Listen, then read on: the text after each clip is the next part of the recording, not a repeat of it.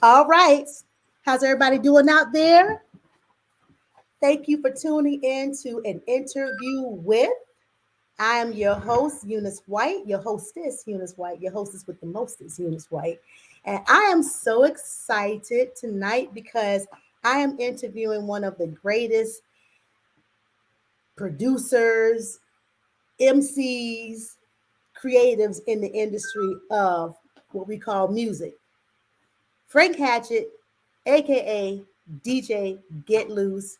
Thank you so much for coming on my show. I so appreciate you. No problem, no problem. I'm here. Thank you for having me. We're going to talk all things music and production tonight. I'm super excited because from what I've learned of you, just from talking to you personally, hmm I'm telling you, I'm just like amazed at at your whole path through this whole thing. We're going to start from the very beginning. I posted Okay. something earlier on my page. It was one of the video songs from Parliament Funkadelic, I and I saw I said, saw that. "You saw that?" And I thought it was cool. I said, "You were sitting at the feet of freaking R&B royalty." Yeah. At a young age. And we're Yes, going to get man. into that. We're going to get into that in a few minutes. But first, I definitely want to thank everyone for tuning in. Share our live, because it's I would not be able to do this if it wasn't for people like Frank Hatchett, DJ Get Loose. So share our lives, please. And if you're on Facebook, kind of scoot over to YouTube if you don't mind. And if you haven't already, subscribe to my channel, like and share the content, and then hit the notification bell for upcoming content, because I will always be interviewing great talents like this man right here, on my page, shining a spotlight on him and all of his great works, and whoever their great work, what they've done in the past, present, and future. That's my goal, and I'm excited about it. So I appreciate everyone for tuning in. Thank you so much for tuning in. If you can hear us well, please put some comments in the chat. Just say hello or put some ones in the chat, and Let us let us know know that we everything rocking is out. good. Huh? I said, let us know we rocking out. Let's Let do us know we rocking now. And all y'all toe tappers, y'all make sure y'all come on board and it. toe tap with us, because we can ready to toe tap through the history, down the timeline of DJ Get Loose. Oh, that So, is crazy. That's crazy. Tonight is Tuesday. This will be a ooh, total this would have been Tuesday a night. Tuesday night rocking out. See? Yeah, that's crazy. Man, If, let me if tell the you. book wasn't acting so crazy, we'd have been toe tapping right now. Yes, we could be toe tapping right now. I want to recognize a sponsor tonight. We have a sponsor. Her name is Poetess April J. Armstrong. Yes, yes, yes. She is one of the creators of some of the most wonderful graphic design companies. She owns it, and it's called Armstrong International Media.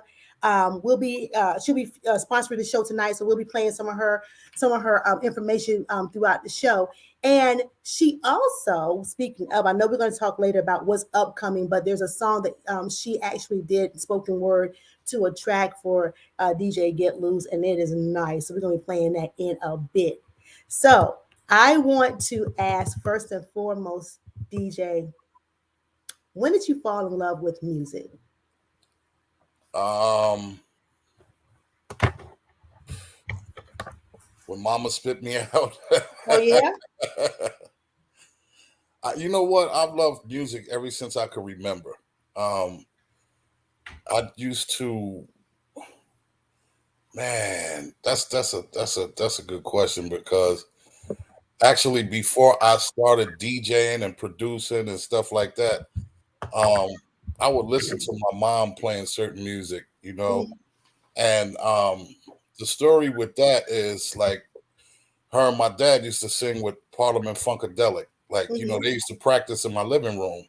Yep. So with that being said, going from then and, just like all the music mom and them used to play around the crib and, ever since I can remember, man. And I always loved music, man. It's always been a passion of mine. And, as I started growing up, um, I just felt like I was able to I always wanted to play drums. So I Okay. was always tapping on something, and I guess my love for wanting to play the drums is what kind of springboarded me into production and DJing and stuff like that. I remember one time, I forget how old I was. Um, but you wake up Saturday morning, mom's cleaning. It's time for mom to clean up and all of that. Right. She uh she was cleaning up, and I was in my room, and I had these oatmeal boxes and two pencils, and I was beating on these oatmeal boxes, playing my beat like I was doing, like I was, playing the drums. And Hmm. my mom was yelling down the hall, "Frankie, turn that up, turn that up." And I was like, "Huh?" She said, "Boy, stop playing with me and turn that music up." I said, "Mom, that's me." She said, "Don't make me come back there. Just turn the music up. I'm trying to clean up." So I was like, "All right." So I started beating on the boxes again. And then I stopped and I was doing something. And she said, "You know what?" And she came back there and I said, "Mom, that's me. I'm messing around with these oatmeal boxes." And she was like, "Lord have mercy. That was really you?" And I said, "Yeah, look." And I started beating on the boxes and she was like, "Keep it up. I'm cleaning." Oh wow. And so that's So how it all started. yeah, and I was like, man, if I'm not mistaken, I don't even think I was 13 years old yet. Wow. I don't even think I was 13 yet. Wow. But So I know at the age of 13, I started DJing. That's when I started DJing at the age of 13. so when you mentioned that you had Parliament and Funkadelic members, your mother and your father were actually affiliated with them by, by way of, you mentioned singing. Did you know what was being poured in you at that moment? I had no idea. Isn't that crazy? I had no idea. And Raymond Davis, God rest his soul, from Funkadelics, was my godfather. Wow. They used to be at my house so much with my mom and my dad. It was crazy. It was like family. You know what I'm saying? Wow. It was just family. I think they all went to high school together and stuff like that. My dad was an avid singer, growing up in school, in high school and stuff like that. And they used to fall, "Oh, Frankie, oh my God," and stuff like that. So, with them doing that, I don't know how they linked up with the Funkadelic and all of that, but I know them Mhm. jokers used to practice in my living room, man. That is I amazing. would That's sit on the couch. amazing. They would move the coffee tables and stuff back, and they got all this equipment and stuff in there, and I'd be sitting in the chair just, You were a fly on the wall, right? man, listen, it was crazy. It was crazy. It was crazy. And then once I really started to know who they were as I got older, like getting into Mhm. like sampling and stuff like that, Mhm. I forget, Raymond at one time sent me a double CD of music that they had that they never released. Oh wow. And it's crazy because somebody stole my book bag that I had that double CD in. So somebody got a treasure right now. Wow. So you mean to tell me, so this could be music that was actually created from as far back as when you were a young boy? You're saying that type of I music? don't I don't know when they created it or whatever, but it was a double CD, and Mhm. both of the CDs were filled with music, and none of the CDs were ever music that was out on the radio. It was never released. Oh my lord! And you said It was somebody all stole your unreleased bag. music, and I had it in my book bag.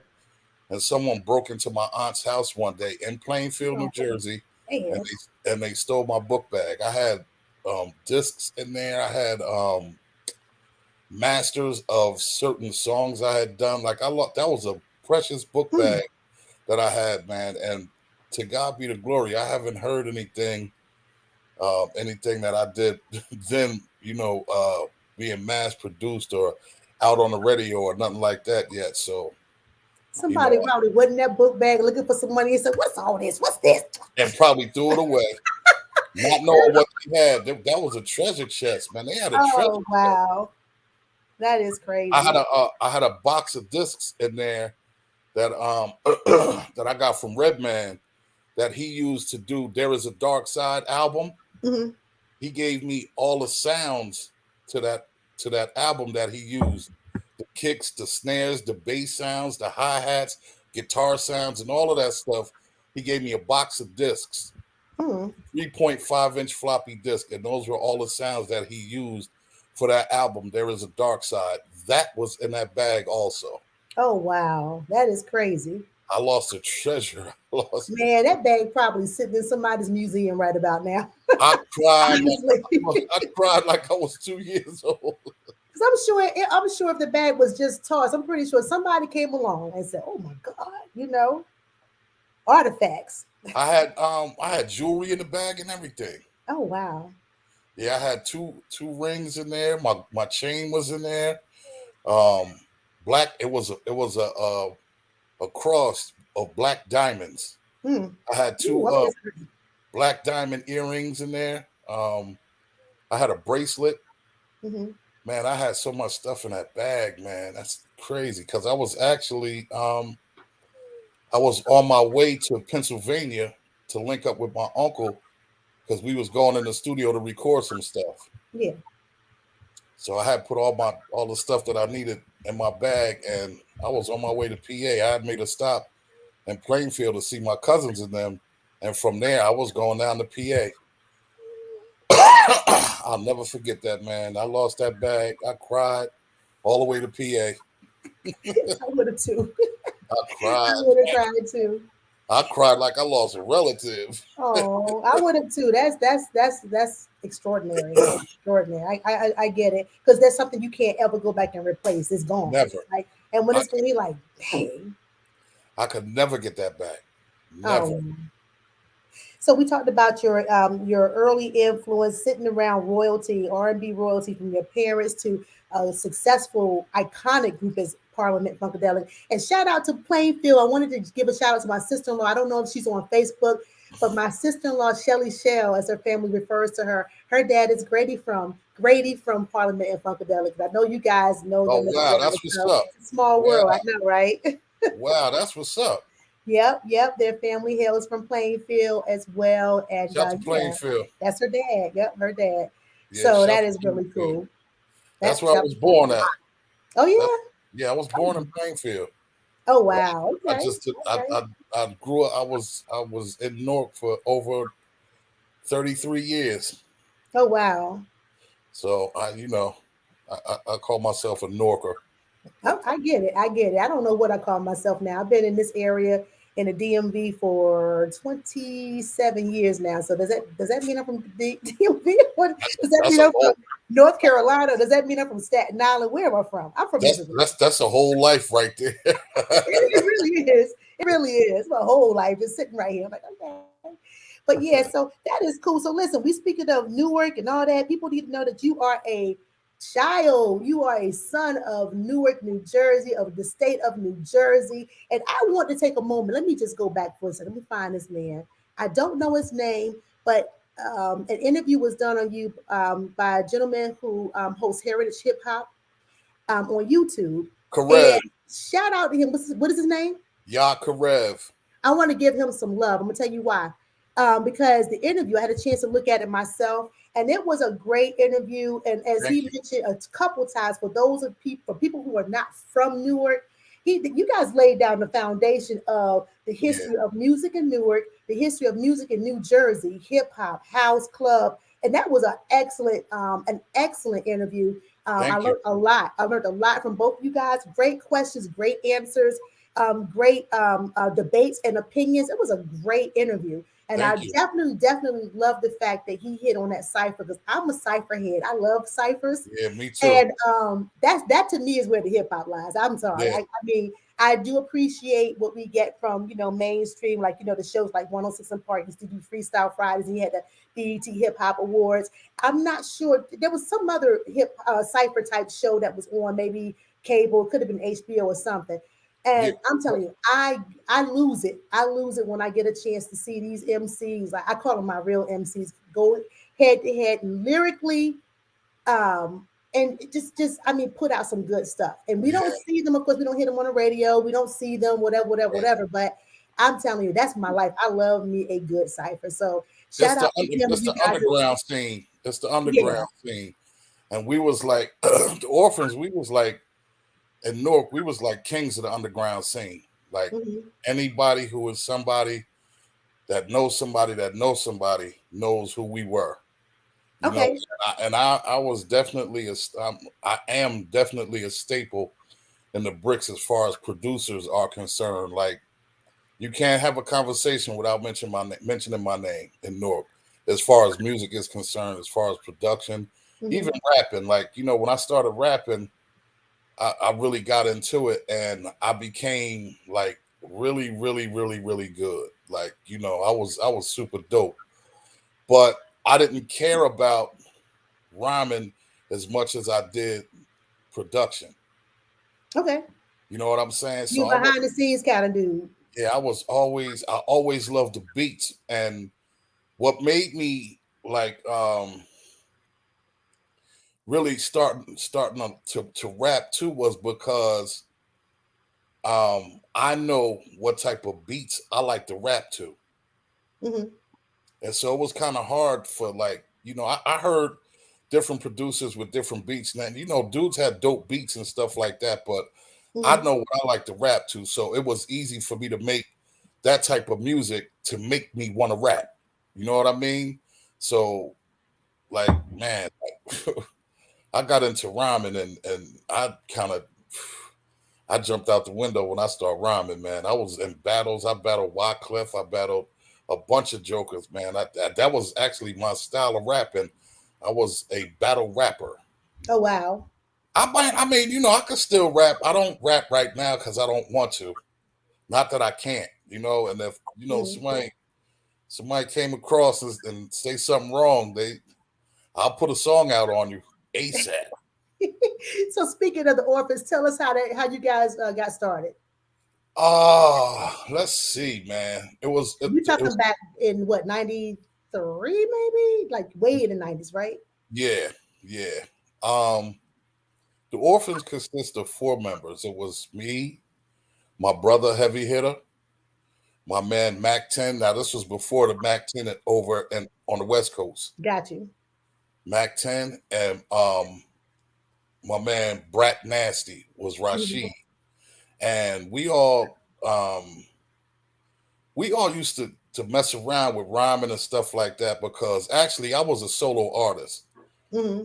And we had my uncle Karan had DJ equipment in my sister's house in a dining room. So we turned the dining room into like it was a hip hop it was a hip hop room. So Okay. we had these big speakers all the way up to the ceiling. We had beat boxes and all of that stuff. We had all this equipment in the dining room, and we used to go over there every day, every day, every day. We'd be rhyming and cutting and scratching and all of that, battling each other, writing rhymes, writing rhymes. So, as we did it, and my man Bilal too. My man Bilal, it was actually five of us. The Hmm. name of the group at first was called Five Roughnecks. Okay. So Roughnecks. That was the name of the group first, but then Bilal kind of did his thing and moved on. He got signed to Roy Jones, and he started doing his thing. So it left all four of us.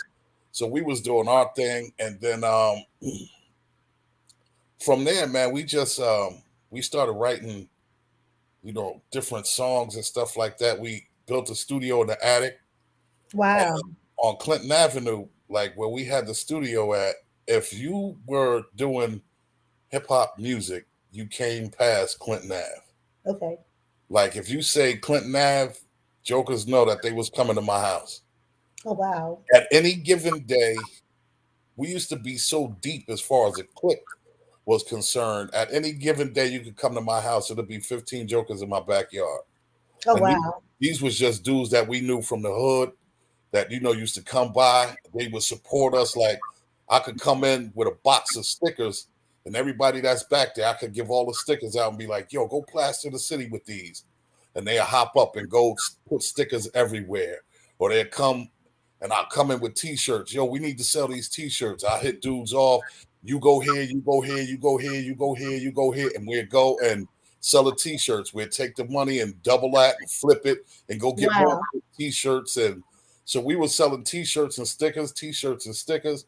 And we had an idea, since you love ciphers and everybody was loving ciphers at that time, we did a song called we did a song. It was a cipher song, Okay. and the cipher song was called "Straight from the Orphanage." Okay. So it was like maybe 8 of us on that song, 9 of us on that song, and Hmm. that was before Wu Tang "Protect Your Neck" and all of that. Oh That wow. was that was way before that and all of that. So it's actually a backstory to that, but I ain't gonna touch on that. But we did the joint, and we took our money and we put the song out. And when we put the song out, it started catching like wildfire. So Wow. we sold a couple of copies at first. So then we got some more money up and we bought some more records. At this time, we was buying wax from disc makers. We was going to get plates. They call them plates, and it's your wax. Okay. We would send a project out to disc makers, and disc makers would send us a test plate back. We would listen to it, and then we'd send it back and tell them, yeah, we want 500 copies, we want 20 copies, we want 30, whatever. Right. So at the end of that, um, for that single, we sold 10,000 copies just without no distribution, without nothing. We was independent. We didn't even have a distributor at the time.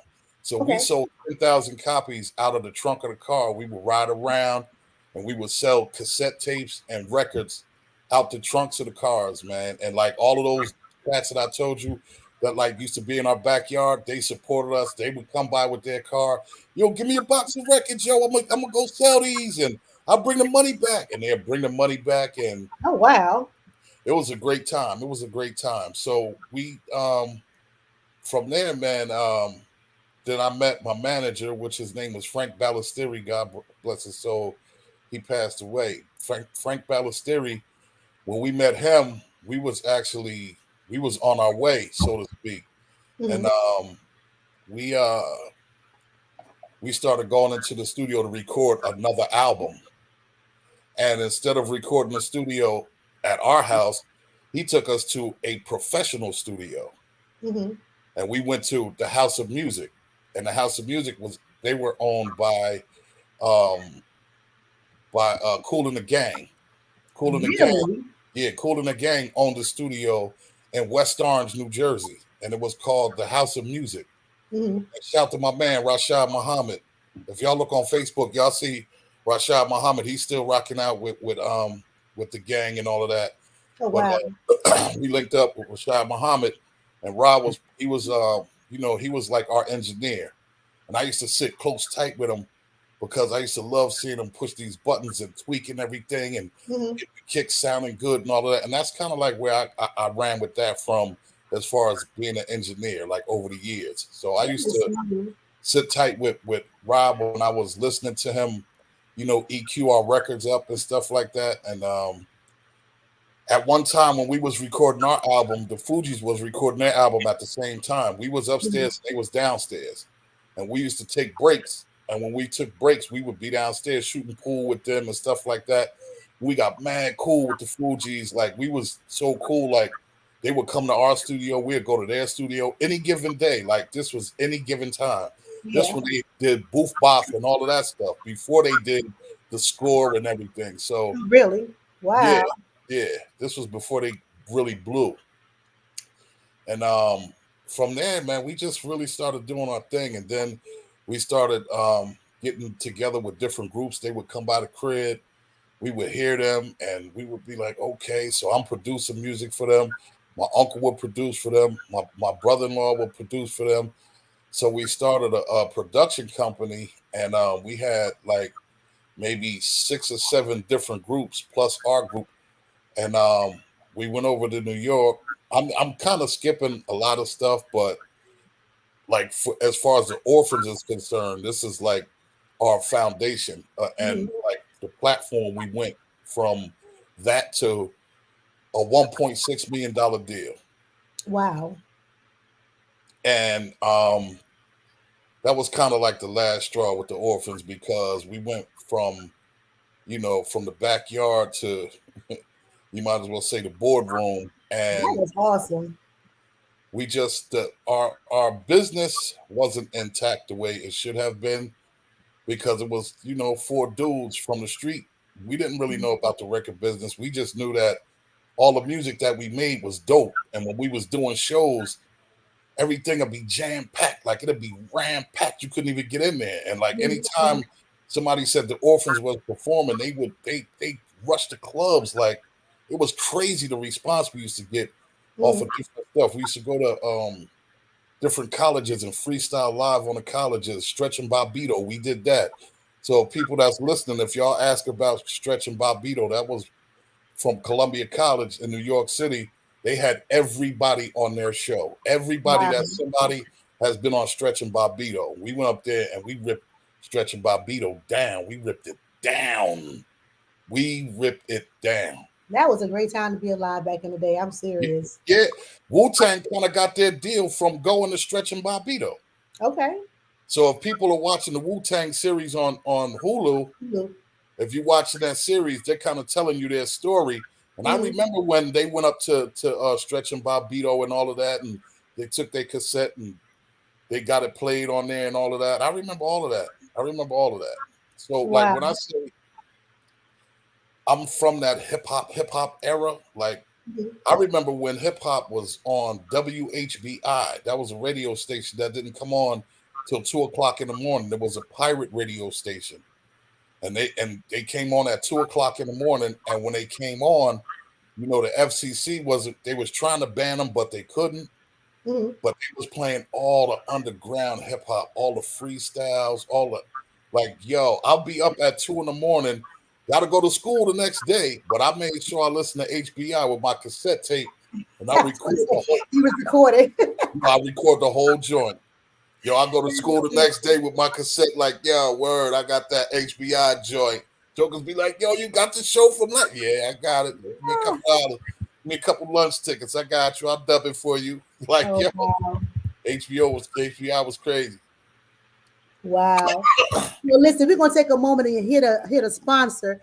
Um, a sponsor. Our sponsor tonight is once again Armstrong International Media LLC.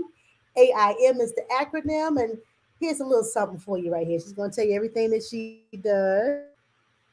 All things graphics. Armstrong International Media, or AIM, for the culture for the collective, is the global premier cultural arts network where we hold all the power. A social media and marketing company, we also offer services in voiceover, graphic design, commercial development, and podcast production. Start your day speaking out loud and whisper into the ether. Conversations on relationships and catch a one-man, one-woman feature. Heal through testimony and hope. AIM is where you can find affordable packages for you to invest in your brand or your business. Follow, subscribe, like, share, and AIM for the culture, for the collective. All right, aim for the culture for the collective, guys. We Right, are right. back. AIM for the culture and the collective. Thank you so much, AIM, for sponsoring tonight's show. This Armstrong International Media. This young lady is doing some good work. She's definitely a boss, and she actually is working with DJ Get Loose. And we're going to go and kind of sway a little bit over for one moment. Before we do that, though, I definitely want people to understand how many people you've worked with, how many artists you've worked with. If you want to run down a list right now, please run down a list right now. To start it off, I worked with Diane Young from Young and Company. Um, I've worked with Next. I worked with Blackstreet. I worked with Coffee Brown, Redman. I worked with Ecstasy from Houdini, Bud Hanks, uh, my man AC Drummer. Whew, AC was crazy, crazy. He was a guitar player. He played the wah wah, and he Hmm. actually was from Slave too. Him Yeah. and yeah, him and Bud was both from the group Slave. Okay. You know I love Slave. I love that group. Yeah. I work with Smooth the Hustler and Trigger the Gambler. Hmm. Um, man, I, I work with some people. I'm forgetting some people, but I'm looking at the list here myself. You already mentioned the Fugees. You mentioned Lauryn Hill. I think you mentioned. Did you mention Naughty by Nature? I never really worked with them as far as music was concerned, but I was cool with them. We was close because me and Tretch was cool. Mm-hmm. Tretch used to carry my records to get into the parties free when I was DJing at the club Wow. party. I Wow. mean, when I was DJing at college parties, Tretch would Mm-hmm. show up like, yo, gee, what's good? I'd be like, yo, grab some of them crates out the joint. He'd be like, can I get it? Yeah, you in. Get some I crates. be passing out flyers. Can I get in, please? Yeah, so Tretch used to help us bring our records in, and then he would just stay in the party, and we'd drive him home when it's over. Oh He'd help wow. us break down and load the truck up and stuff like that. Yeah, Tretch, that's my man. You know what? I again going back to the interview you did 2 months ago with the what is it called? Heritage Hip Hop. I love how you guys are very passionate about people understanding the amount of talent that has come out of the state of New Jersey, not just the Yeah, upper Newark area, but you talked about groups like from Trenton. You talk about groups that were further south, like maybe right, down as far as Camden. I right. just think that is so awesome that you guys support each other because a lot of artists did come out of Jersey, but there's a lot of artists that didn't get as much shine either that you guys gave them their flowers. That's what I love so much about the interview. Y'all was giving folks their flowers. Yeah, I mean, I thought that was the most smooth, beautiful thing to do. I think that it's important to give someone their flowers, and not wait till they're gone, Hmm. because with music, you gotta let people know that you appreciate what they're doing. Hmm. You know what I'm saying? It's hard being an artist. It's hard being a producer. And everything is a creative vibe. So Yeah. even though some people may do music or do tracks or sing better or rap better or whatever, I still think as a collective, it's a creative vibe. And for a person to be able to create music out of nothing, whether it be lyrics, bass lines, melodies, whatever it is, I Hmm. think that's creatively that's an amazing thing. Because I know me, sometimes I go to sleep and 3, 4 o'clock in the morning, I'll wake up to use the restroom and I got melodies going through my head. Mm. Like I have, Melodies from heaven. Melodies yo, from heaven. from head, they rain down on you. The That's what I'm talking melodies about. rain down on you. And, to be in a space like that where you're able to create, I think it's a beautiful thing. I So think so too. to give the flowers to the brothers in Jersey, Jersey always had a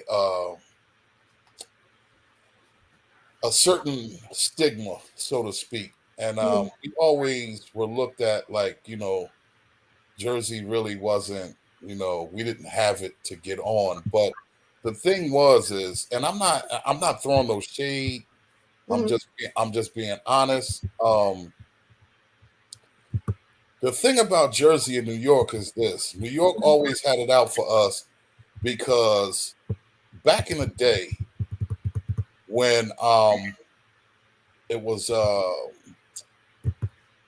what's the name? So somebody got a treasure right now. Wow. uh, So back in the day, what is it? When oh man, what's the names, man? Hip hop, the Hibbit to the Sugar Hill Gang. okay, yeah, I was in here thinking the same. Okay, Sugar Hill Gang, when they came out, um, Big Bank Hank Hmm. stole Grandmaster Caz notebook. Wow. Grandmaster Caz was he was a part of the Cold Crush Brothers, and he had Grandmaster Caz's notebook. They was cool, and Caz left it. He didn't steal it. He left the notebook with him, and uh, they was doing songs and stuff. So Hank would spit some of Caz's rhymes, with Mike and Master G, and they Hmm. was like, "Yo, this dude is dope." So when they did um, Rapper's Delight, all of those rhymes that you heard Big Bank Hank spitting, Mm-hmm. those was all Grandmaster Caz's lyrics that was in his notebook. So when Sylvia Robinson put the Sugar Hill Gang on, and they blew, they were kind of looked at as the first rap group. But that's not the truth. You had Cold Crush Brothers, you had Fearless Four, you had Treacherous Three. Um, the list goes on. It'll take me till tomorrow morning to try to remember all of those groups Oh and yeah, names. we'll be having a serious history lesson. I'm down for it, but I Yeah, get it. but so like there was a bunch of groups before that, but at that time in music, um, Sylvia Rome put them on. They got signed to Sugar Hill Records, Mm-hmm. and when they did that, they kind of looked at Jersey as second rate because of what Hank did to Grandmaster Caz. Wow. So they always looked at Jersey like, man, y'all corny, y'all ain't really got it like that. This, that, and the third, this, that, and the third. And to be honest with you, it was a lot of dope MCs that came out before Redman, before Latifah, you know what I'm saying, that had Mm-hmm. deals and stuff like that. You know what I mean? But they just didn't really get recognized like that because of the quote unquote stigma, because New York wasn't really messing with Jersey like that. But Wow. Jersey always had talent. And whenever we showed up in New York City to do something, Jersey always turned it out. I know in our era in the 90s, Mm-hmm. whenever we showed up in New York, when it was a cipher or something, Mm-hmm. we'd jump in the cipher. We used to kill it. Like, I'm gonna give you a quick story, then we can move on. Mm-hmm. There was a show in New York one night. So we all jumped on the PATH train, went over to New York. It was about 20 of us, literally 20 of us. And as we was coming up the street, we saw this big cipher in front of the club. Cipher was huge, and we was like, yo. And whoever was in the middle of the cipher was getting busy. We was like, yo, whoever that is, he getting busy. And I was like, yo, I want in. So we all getting swooped up like, word up, we about to get it in. We get up to the cipher, and when we get there, we kind of pushing our way through to the middle, and this old dirty bastard in the middle of the cipher, Okay. he was ripping it down. Dirty was killing it. And we was like, yo, we want in. So we did a whole cipher with Dirty that night. It was a blessed time, man. That was one of the best times, man, and like my career, and they was Wu-Tang at the time. So Dirty and them was out. And we got to meet Dirty. We got to chill with him for the whole night. And then, we used to link up from time to time and go over to New York and link up with Dirty, and Dirty would come over to Jersey. It was just dope, man. It was dope, man. It was just dope. But those ciphers, man, I'm telling you, those ciphers, that was the truth. I That would have was loved to have been there to see that. As a matter of fact, I saw a recent. I think I follow ODB on Instagram. I think that was the one where I saw someone posting a vintage video of him in a cipher and him and Buster, young Buster. Well, they both were young. And I was like, oh wow, I get, heard Buster getting his thing on and then ODB yeah, his thing. I said, man, and it was just like fire. I was like, dang, black and white, mind you, black and yeah, white, yeah. black and white. And I kept saying, man, I wish I could have been there to hear that. But it was fire. It was You it could was fire. look, you could go online and put in Jay-Z and God rest his soul, DMX. They had a Mm, battle. ooh. They had a battle in New York. Oh, I would have. Ooh, And they had okay. the Fruit of Islam, the FOIs, they was all backstage, and DMX and Jay-Z, they was going verse for verse backstage. It's on YouTube. I mean, off the dome is what I absolutely Yo, love. I was like, crazy, this is crazy. crazy, crazy, Crazy. Oh crazy. man. And you know what? I didn't know that you used to take Lauren Hill and the other young lady to Yeah, ciphers. Chill And they would B. go in battle. Yeah, Chill B original. She was one of the dopest female MCs in the bricks, man. And I took her and Lauren Hill to Club 88 and to Club Mirage a couple of times, and I had them battle each other one time, and then they was battling other female MCs. They was battling dudes and everything, man. They was so dope, man. Me and Lauren, Yeah. we became real good friends. Me and L Boogie, we became real good friends, man. Just because like her lyrical ability, I know Oh my as far God. as her singing and stuff like that, she was Yeah. crazy with it. But as far as like as an MC, we always Yeah. kind of connected because she had a different type of style, and so did I. And when we Yeah. used when I used to go over to the Booger basement and we'd be rocking, she always was big on my style because I was always using metaphors and similes Yeah. whenever I rhymed. And she was like, "Yo, man, don't nobody put that together like you. Yo, you kill with it." And I'm like, "Yo, but you be singing with a little, like you got a little melody. Like every Yeah. time you rap, it's got like this little singing melody to it, but she's rapping." And it was Yeah. just, excuse me, it was just real different. I'm not surprised, with, especially because she is a singer. I love her as an MC because she was not only she just had this little glamorous yet kind of like gutter this thing about her, and it was and like you said, she laid those lyrics down, she laid Yeah, those words down, and it's yeah. just phenomenal. So I love her as an MC. She's bad. That girl's bad. Yeah, Lauren always been dope. She always been dope. Definitely, definitely. Wow. So your career, Lord, I mean, I'm just like sitting here saying, God has definitely been good to you because since you was a kid all the way up until now, you just been stair stepping to Hmm. working like you said, not only from sitting at the feet of those the Parliament and Funkadelic, but then you get a chance to meet a young lady who has a group, Young and Company, Diane Young of Young and Company, and then Hmm. from there you're preparing to work with a group that actually or a production company receive a Grammy for working on Lauryn Hill's Miss Education of Lauryn Hill. And I'm sitting here saying, wow, Hmm. how blessed that must have been for you to kind of like, just We, almost I break worked out, I worked out, I worked out of a studio called Perfect Pair. hmm Big up, shout out to my man Ken Johnson. That's my brother. When I met him, he wasn't really doing hip hop music. He was doing like a lot of R&B and stuff like that. And his wife at the time was Sabrina Johnston, and she did the club song "Peace in the Valley."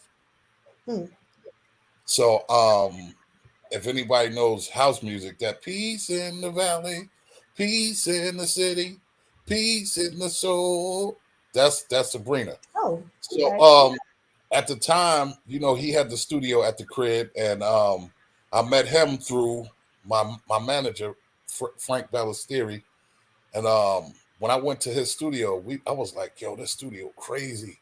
So me and him got real close, man, to the point where we was like brothers. Me and Kim was like brothers, Uh-huh. and I started bringing all the hip hop groups to him, bringing all the groups over there, and all of that stuff. And he got to a point where um, he didn't want the studio to be in the crib anymore, so he got a building.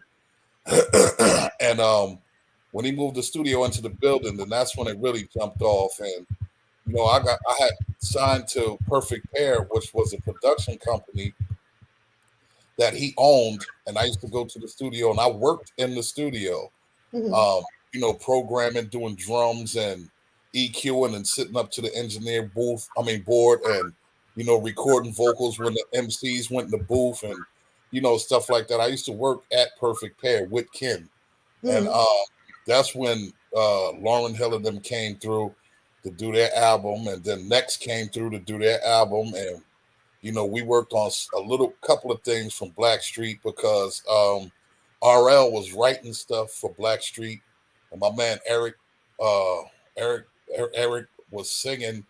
He was part of. That's when he had just got recruited to Blackstreet through Teddy and them. Oh wow. And we used to do stuff in Patterson at my man West crib, hmm and we would take stuff from Patterson and bring it back, and just go into the studio and go, man, listen, it's just I could be on this interview with you until next Friday I'm glad. because I'm cool. I'm it good. is I got no so, time. I have such an extensive career with this Yeah. music, and I've worked with so many people, and I've been around so many people. I mean, iconic brothers and sisters in this music game. Even Color Me Bad, I work with Royale Bayan, hmm and he was responsible for Color Me Bad. I worked with them. I remember going to his he had a penthouse in New York, and I remember going over there to the penthouse, working in that studio, and we'd walk out on the balcony, and you could just see the whole city of New York, Oh all the lights and all wow. that stuff. And then you turn around and walk back in the crib and go right to the left, and he got this crazy studio that's all wood, and he got all this Mm, equipment. It was just beautiful, man. It was beautiful. So I definitely had a good experience with my career, to this point here, and I just felt like at a time it was time for me to own everything that I was doing, mm-hmm. and stop working for different people. Like I work with a young lady, and she gonna kill me if she's watching, because I don't remember the name of her magazine, but it's a young lady by the name of Egypt, and she has a magazine out of Newark. And when she first signed her deal, I was one of the first producers on her project, and she actually did a song "Cutie" with my cousin Carmen Brown that was released in the early '90s. They had the video to it and all of that. The video, they was on the basketball court. They had the basketball jerseys on. Cutie got it going on. Cutie, cutie Oh got it. wow. Yeah, they did that joint, and that was Carmen Brown in Egypt. Oh wow. And I know that you did something for Carmen recently, didn't you? You guys Oh put yeah, out something about I this did a year. yeah, I did a remix on a joint that she did. Throw your hands in the air, I love that song too. hands in the air, and Sabrina Johnston. I did a joint, uh, and she had the same title. So what I did was I took both of their songs and meshed them together and Okay. did like a dub of both of their joints. And I didn't put it out like on a major platform or anything, but I just gave it to the DJs, the whack DJs and all that. And Mhm. that joint ring off. They be playing that joint, it be ringing off. Yeah, They yeah, I do.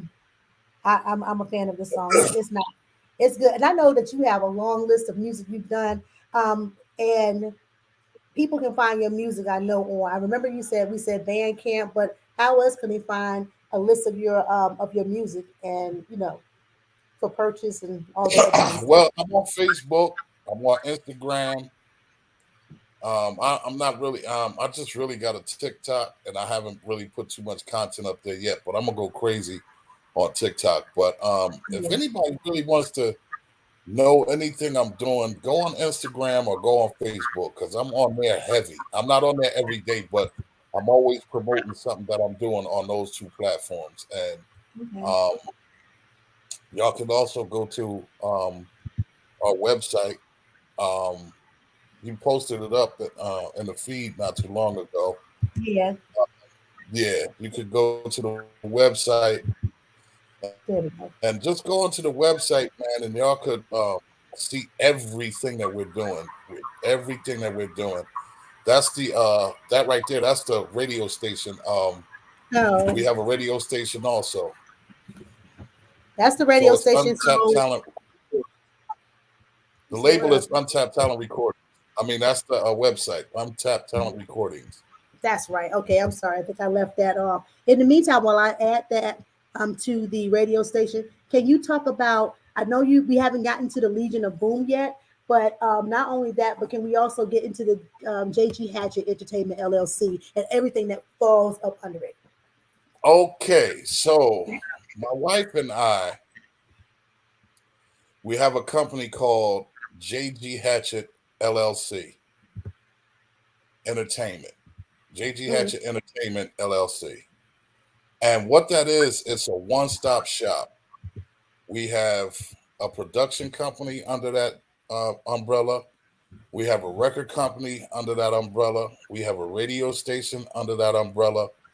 We do management under that umbrella. I have a studio under that umbrella. Um, we have access to uh, film company. We have access to uh, uh, what do you call it? We have digital distribution. Mhm. We have access to book publishing. So it's a big umbrella. And, I mean, it's a big company, and these are all like subsidiaries of JG Hatchett Entertainment. We have all of these different parent companies under this umbrella.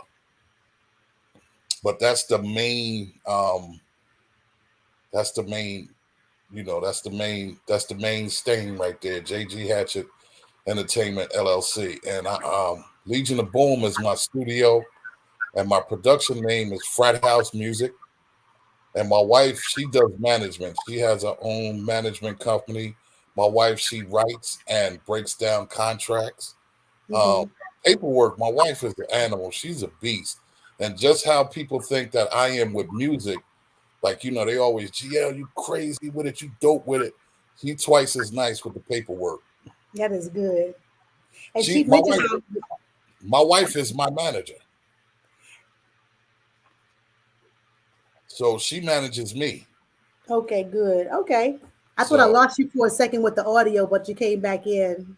yeah, no, my wife is my manager. So JG Hatchett Entertainment LLC. That's the company, and we have all of these different umbrellas under the company, and we just do what we do. We've been blessed to put these companies together and be able to survive and do what we do Mm-hmm. from with these companies and stuff like that. And we both have dabbled in the major music business, the major music world. We both have done some pretty extensive things with major music, but we decided that I really don't want to. I want to do things at my own leisure, and then the major music. There's a lot of things that come with the majors. When you're Mm-hmm. independent, you have a lot more room to move around and do what you need to do. So Yeah. we decided to do our own independent thing, and I give God all the glory because to this point, we've been able to do what we want, how we want, when we want, and everything has been pretty good, man. It's been pretty good. So I really don't have any complaints. Um, and I'll tell y'all, man, my wife is like, without my wife, I couldn't do all of this. Shout out to Terry. Shout out to Terry. Terry Hatchett, that is my Terry backbone. Hatchett. That is my right arm. That is my everything. Without her, I couldn't do all of this. Oh, So we're gonna shout take out a to my moment. wife, Terry Hatchett. She is nerve wracking when we get on the Hatchet Chronicles. No, I love that. I and love that's the Happy that's Chronicles something else that we do too. We have the Hatchet Chronicles. We do that every Monday from 8 to 9, and from it's 8 to about whatever time we decide to end it. yeah, how about that? Because some of those topics are real juicy. You just can't cut it off at 9 o'clock. Yeah, yeah, yeah. So yeah, and that's a blessed platform that we have too. God woke my wife up at 3 o'clock in the morning and told her she needed to do something. So she came to me with this idea, and I was like, "All right, that's cool. That's what's up. Do your thing." And she was like, "No, you have to be a part of it." And I was like, "Well, I'll be a part of it, but I don't want to be on the camera because I really don't like being out in the front and all of that. I'd rather play the back. I'm a behind the scenes type of person." So to God be the glory. She got me, man. And some days I really don't feel like being there, but I fight it because if I could take an hour out of my day to make my wife happy, then that's nothing. That's nothing for me. Oh, that's so sweet. So And I you guys are a wonderful couple, man. We have a fun time on that yes. channel. When you guys come on, it's like, oh, we have a good time. And days when you can't come on, we were like, I know. oh, We've wait, done some next pretty, Monday. just a little bit about the Chronicles, man. We've done some things that's been pretty prolific on there. We saved someone's life. Mhm. Someone was actually thinking about killing themselves, and when they came on the Chronicles, we had discussion. I don't know what the topic was that night, but for us to be able to save someone's life, man, that Mhm. was so heartwarming to us, and we had no idea. You know what I mean? We saved someone's marriage through Hatchet Chronicles, also. Mhm. So just you and the rest of the Hatchet Chronicle family, we just feel like it's a great space to have a great grown-up conversation, and we do topics that we can all relate to, and Mhm. prayerfully to be able to help someone out in some kind of way. And so far, so good. We've been able to help a couple people with certain situations and stuff like that. So we're gonna continue to do Hatchet Chronicles, whether it's one person or 1 million that are watching us. We just Yeah, we have a good time.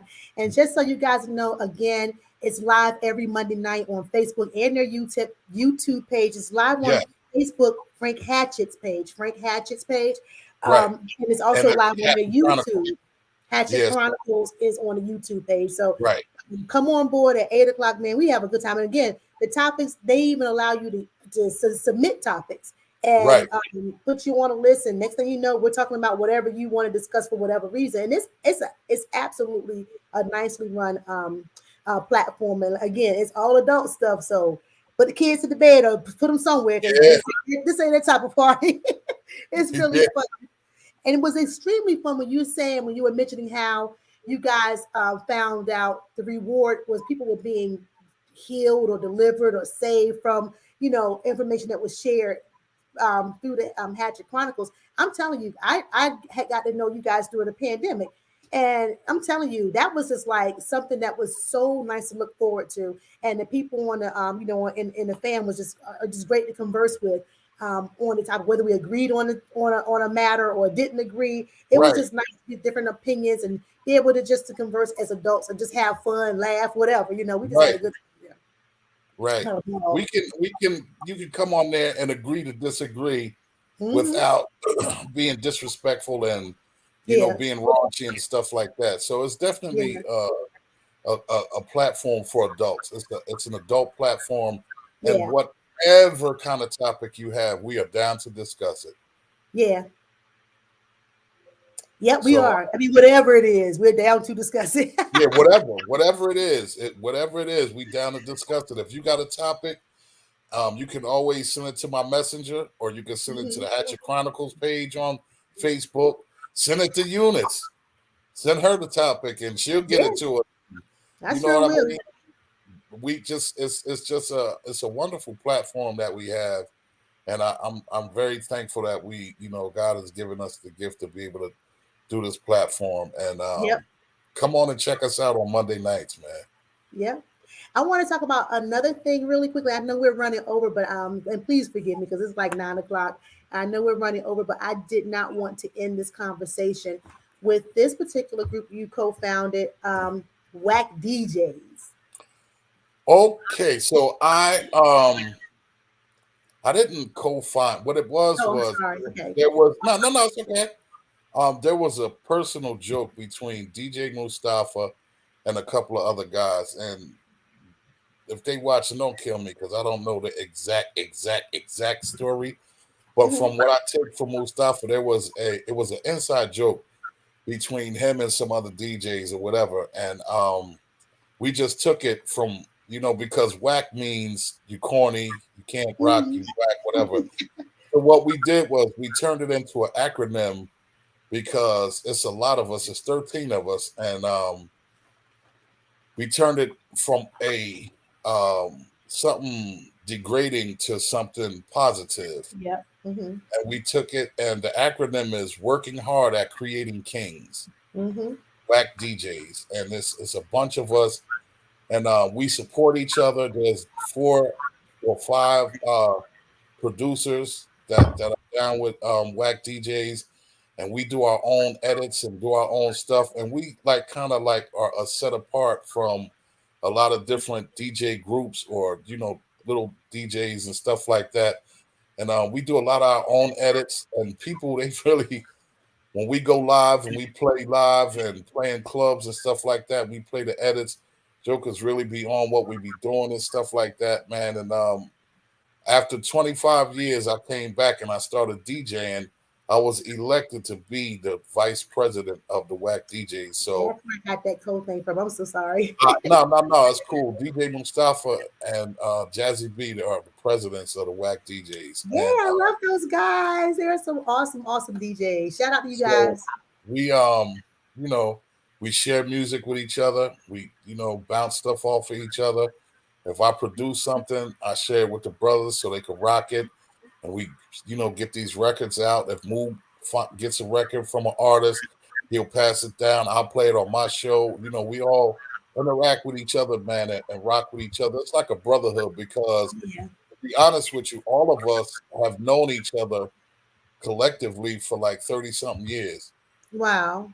It's just that, everybody had been doing their own thing. Like we still do our own thing, but as a collective, we still, we keep in touch, we stay in contact, we still rock out and do our thing. And you know, whack DJs for life, man.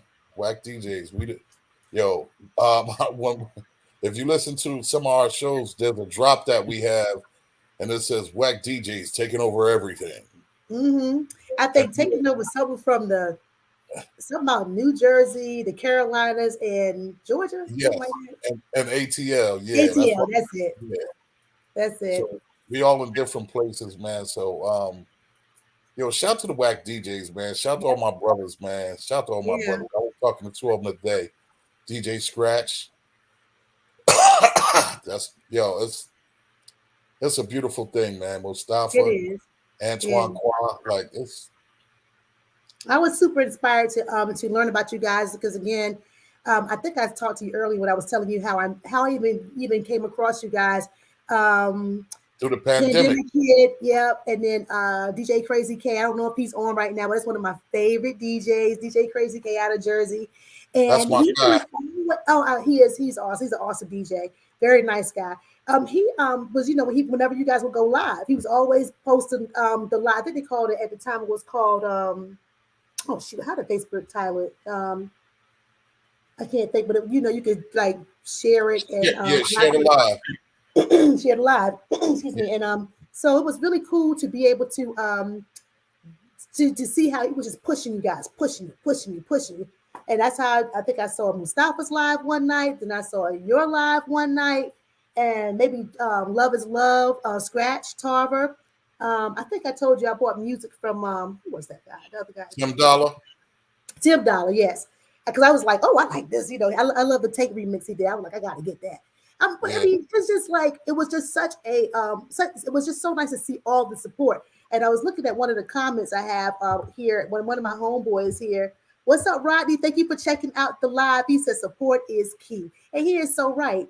He is so right. And support is key, and it is a beautiful thing. I mean, you guys were not playing. Y'all was just like super, super holding each other up throughout the pandemic. And when you did that, you held a whole lot of folks like myself up, and all of us that just tuned in to your lives. Right. I mean, it was just awesome. So that's how I got a chance to know who all you guys were at the time and are. And I'm like just honored to be able to say that I have some type of affiliation with these guys. And these guys are doing some serious good work, and I'm just like, much continued success to all of you guys. Thank you so much. Thank you. Big time.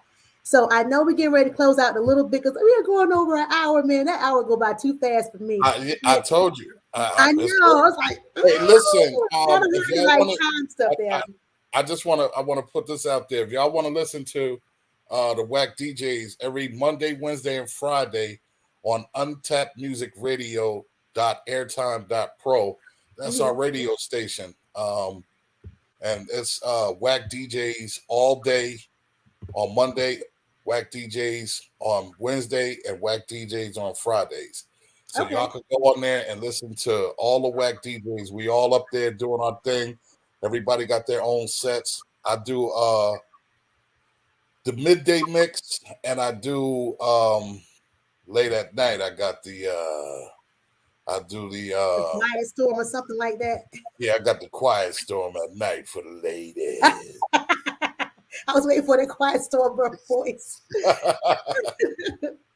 Yeah, I do the Quiet Storm at night. So I do the Quiet Storm every night. So but Monday, Wednesday, and Friday is Whack DJ days. And it's crazy because we got listeners from all over the UK. We got listeners from Africa, Brazil.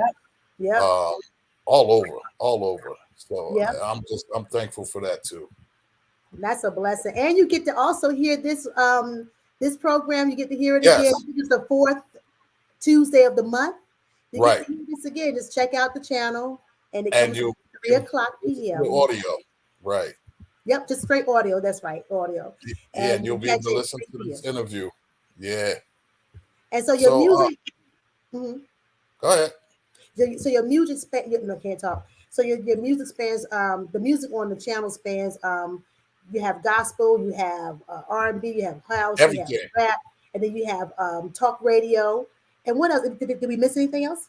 No, that's about it. We play everything, but Yeah. we are more geared to like now, no knock to the new school of music, the trap music and all of that. No knock to that, but Mhm. we kind of we stay geared to music, bands and real music. You know what I Right. mean? So, whoever's listening, I mean, it's your preference if you want to listen to the station or not. I suggest you go ahead and take a listen because we have some dope music on there, man. We play a lot of oldies. We play Yes, you do. lot of a lot of good music. But we just like, if you want to tune into the radio station and hear like the present stuff that's being played as far as the trap music and the little babies and all of that. No disrespect to none of those brothers. I salute them. Keep doing what you're doing. But Mhm. we don't really put that content on our radio station. Okay, and that's cool. That's one of the reasons why I think I love it so much. I'm forever trying to share and listen. I mean, I'm at work. I got them turned down kind of low, but I'm just listening. I love when you guys like you have a particular theme for the day. I think one time you had a whole what was it, Blue Eyed Soul Day, where you was Yes. playing Hall and Notes and oh my gosh, it was just, I think yeah, I think there was a whole bunch of that type of music going Yeah. on. You had somebody playing some rock music one day, so Yeah, it's just always, we did a soft rock day. We did soft yeah, rock. that's what it was. Yes. Yeah, and we played Hall and Notes. We played all kinds of stuff. Pat Benatar, Ooh, yeah, nice, nice. everything, man. Anything, all soft rock music, man. And shout out to my wife, man, because she does a lot of work with the radio station. Yeah. I'm engulfed in the studio, but my wife, she's really hands on with the radio station. She puts a lot of the music into the radio station. So shout out to my wife and big up my wife on that one, man. She's really she be up 2 or 3 o'clock in the morning sometime putting music Mhm. in. five She o'clock in wants the morning sometime putting music mhm. in. So She also shout out. wants everybody to know that she also that they do commercials for people as well. They do all the ads on the Yeah, we radio do station. commercials. If you want to send us commercials and want us to run your content, we're actually trying to go into independent, totally independent. Hmm. Um, so if you got commercials or something that you want to send in, we'll run your commercial and we'll talk about prices and all of that because it's definitely we got to keep the radio station running. You dig? Yeah, But yeah, we do commercials and all of that kind of stuff. You want to send us a drop? You can send us a drop. Untapped. You're now listening to Untapped Music Radio. Blah blah blah. Whatever. So definitely a good thing, man. yeah. Well, I know we got to close out. If anyone have any questions, I'm willing to at least extend another a minute or two. If you have questions for our guests, please shoot them a couple questions real quick. Other than that, I can hit you with a couple of comments. GL, a lot of folks are really supporting you in the comments on both Facebook and YouTube. Thank Um, you so much. yeah, thank you so much. Yeah. And So y'all yeah, get ready to pick up that April J. Armstrong single too, man. I'm going to play it right now. I love this song. I love it. I love it. I love it. I gotta find it. Where did I do with it? Yeah, I'm getting Where is ready to it? put that out. I'm getting ready to put that out in another week or so. We're gonna be dropping that. That's gonna be crazy. Oh man, what I do with it? I had it up and now I can't find it. Yeah, it's a really hot song. So, do you have any advice for anybody trying to get into this business, trying to do what you do? Um, I would just say, follow your dream, follow your heart. Don't let nobody tell you can't do it. Um, Mhm. and just stay on your grind, man. Find your lane, find what you want your lane to be, and stick to your guns, man. You're gonna always have people that like what you do. You're gonna have people that don't like what you do. But Mhm. like I was saying earlier, man, when you're being creative, it's a beautiful thing to be creative. So create, have a joyful time doing it. Stick to your guns. Don't let nobody tell you you can't do it or talk you out of your dream. If this is what you want to do, just do it. Maybe it was Just just that good. Uh oh, I'm not it asking for is. Try to find it. Trying to learn my levels, but anyway, I'm gonna figure it out. This is tell them so you announce this song real quick. This is April J. Armstrong, the poetess. She's actually doing spoken word, and I did a house track under it. And we're gonna put this out, man. This is crazy. It is crazy. I love it. I love it. I love her voice on it. It is so like banging. It's banging, and I love this beat. This beat is so nice. So I can hear this in the club.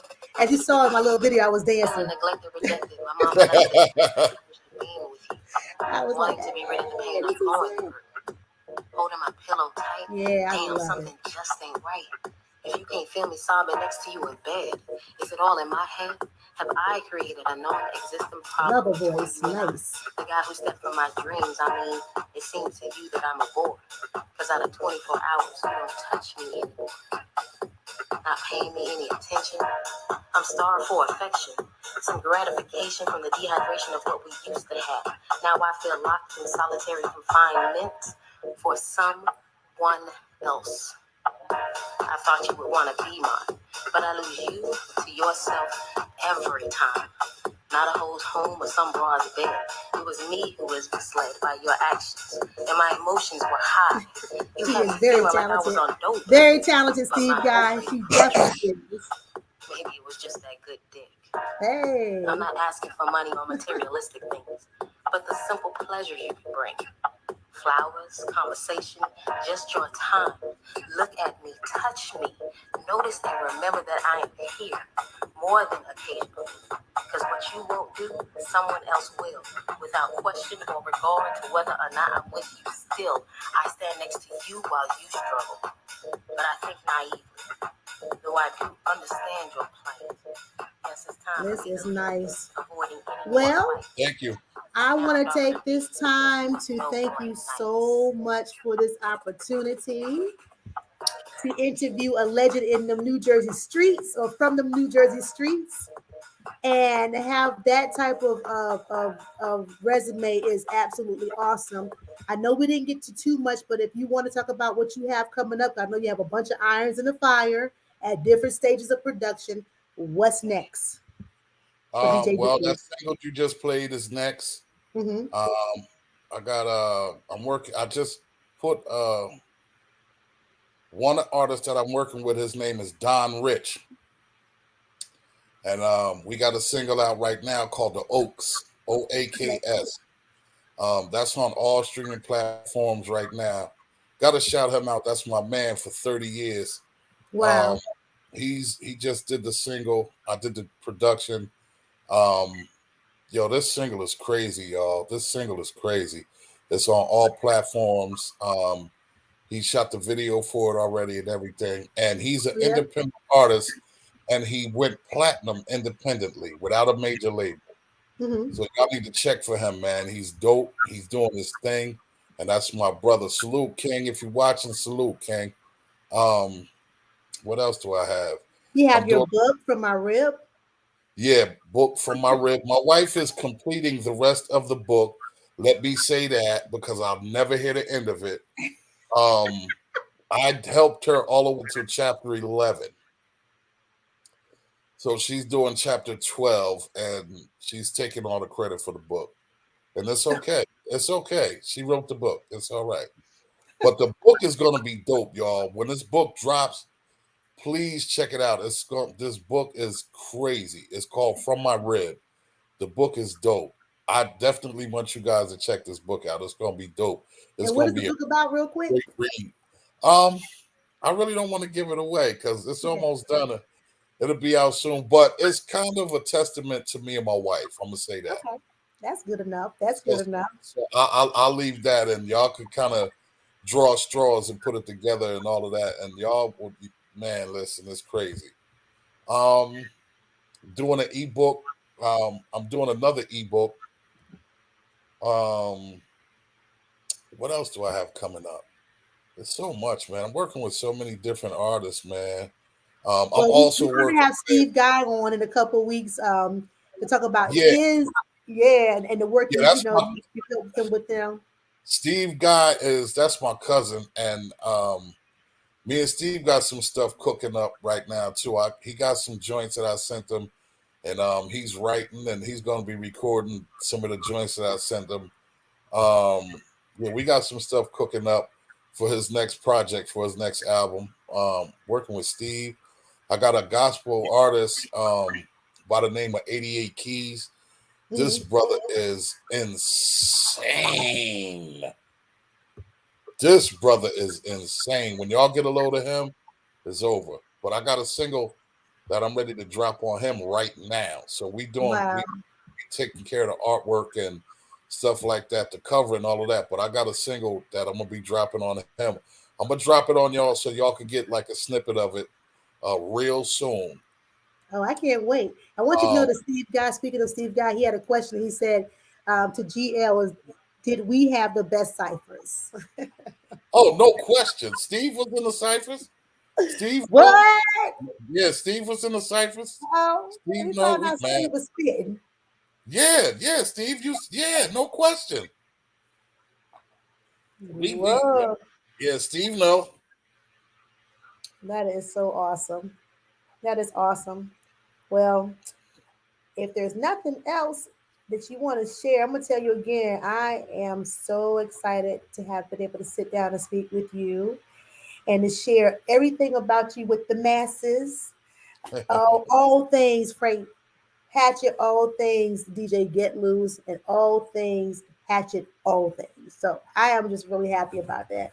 Let me say it correctly. I think it was JG Hatchett Entertainment LLC. That's what I was trying to say. okay, yeah. Yeah. Yeah, I'm just happy to have Um, the opportunity to thank you talk to so you. much for having me. I really appreciate you having me on. Anytime you want to do it again, just ring my phone and let me know what's up, and we up. We doing it. Okay. But I definitely thank you for having me on, and much success with your whole platform. And I told you anything Thank you need, you. I'm here. I got your back. Whatever you need, I'm here. I got your back. We're gonna go from the ground to the top.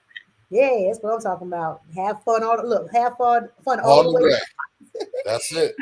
Well, I just one more time want to thank Armstrong International Media for sponsoring the show tonight.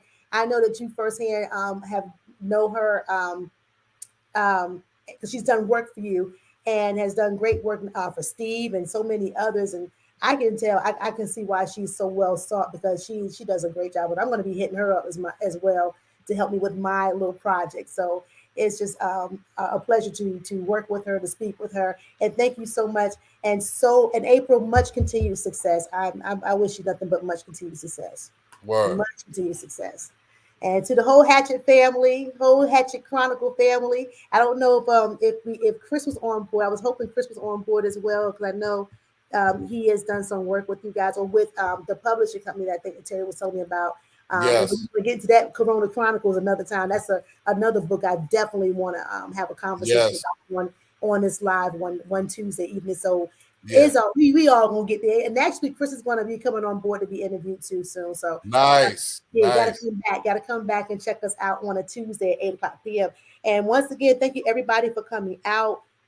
Before I close, I cannot close without saying happy birthday to you. Happy birthday Ah, in advance. Your birthday is coming up on Friday, right? yes, Friday. Yes. Thank you so Friday, much. November 19th. The king was born. Happy birthday. Yes. Happy Thank birthday. you so much. Thank you. Thank you. I appreciate that. Happy birthday. We Thank wish you so many more, so many more. thank I you know so that much. Terry have something coming up. We're going to actually get together and do something with you online to celebrate your Yeah. birthday. Something she have Yeah. going on. So Saturday. Saturday. Okay. So I'll keep my eyes open for that so we can celebrate you. So Thank yeah. you so much. You're welcome. So, everybody, thank you for tuning in. This is Eunice White. I'm the host of An Interview With. Tonight, we interviewed DJ Get Loose, Frank Hatchett, and learned so much about all of his experience with music and production, all of the groups that he's had the pleasure, the opportunity of working with, and just everything that he has upcoming. It's been a pleasure talking to you about all those things, and I can't wait to have you back because when you get some more stuff off the ground, we gotta have to come back to talk Sure. about. So I'm looking forward to Let's you and do it. Terry coming back, and we're Let's gonna do do it. it. All right. And so No thank you doubt. everybody for tuning in. I know we're a little over, but thank you so much for hanging in there and tuning in. And I'll see you guys again next week. We're going to shine a light on somebody else because when I feel that when you put a spotlight on someone and what they're doing wonderful out here in this community, when they grow, I grow. We grow together. So Yes. that's what this is all about. That's what this whole deal is about. So And gotta thank you. I support. want to just give you some flowers for what you're doing. Thank Oh, you. thank you so much. Thank you Thank so you. much. I appreciate it. Thank you. So we'll be doing something again. So hold on, Frank. We're going to close out the broadcast, but hold on. Okay. And I thank you, everybody. Everybody have a great night, a great week, and God bless. Come back next Tuesday. We're going to have another great person we're going to interview and support their works. And we'll see you then. So take care, guys.